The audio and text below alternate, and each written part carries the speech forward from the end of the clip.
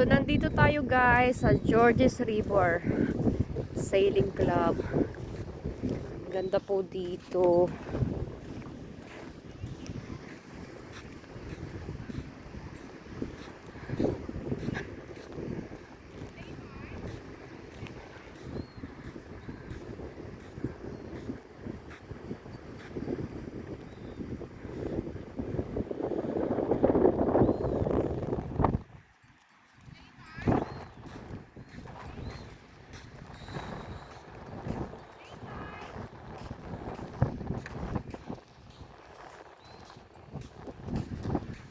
Super nice!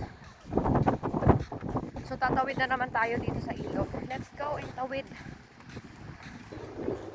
Ito lang kasi yung way. Pwede kang tumayod pala doon, pero pwede naman dito. Ayan. Yes!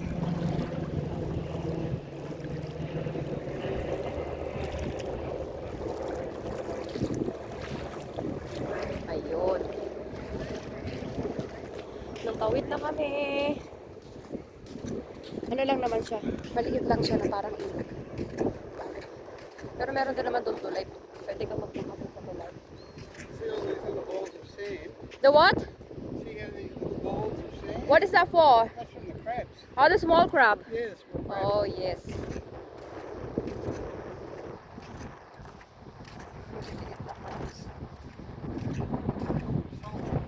What's that?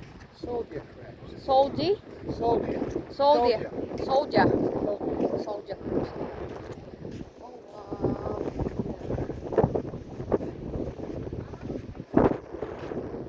Para na ako nasa Mount Boracay. More than pa ang ganda.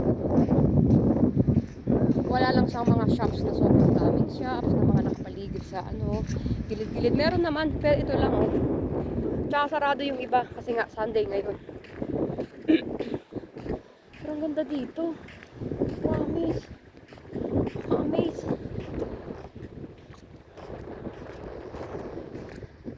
Ayan na, George River Sailing Club. Kapon andun tayo sa George River. Mahaba kasi ang George River. Nandun tayo sa kabilang side. Ngayon naman, dito naman tayo. Grabe. Wala. Ching, ching, ching.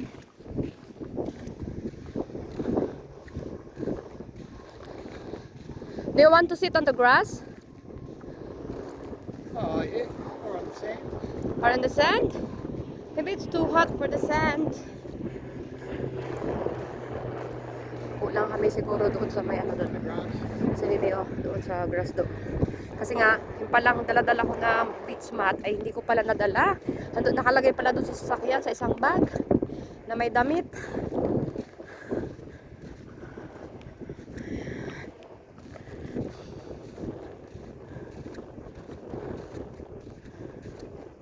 Ganda!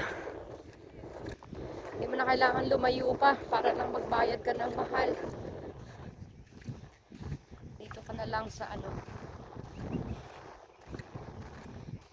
Lady. Ano pangalan na ulit ito? Ang puti talaga ng buhangin, no? Ay.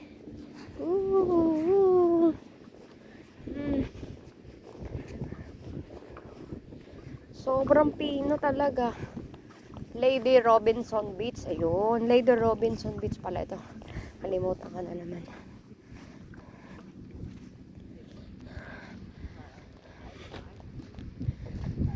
Yun. Hanap muna tayo ng shelter na pwede tayo maupo kasi sobrang init na.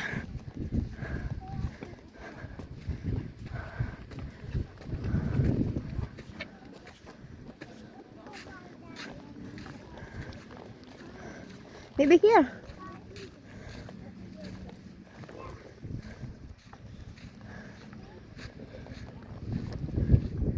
Ito oh. Para halap kami ng dagat.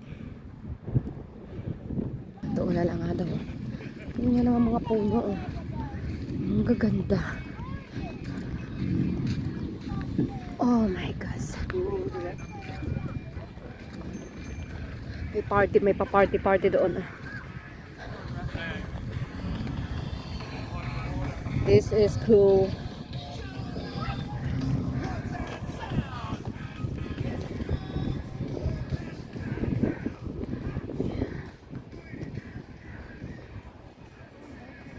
Ayan, may airplane na. Yan na. Ayun. Ay, ang ganda. Blue na blue yung ano. Mukhang hindi siya uulan today.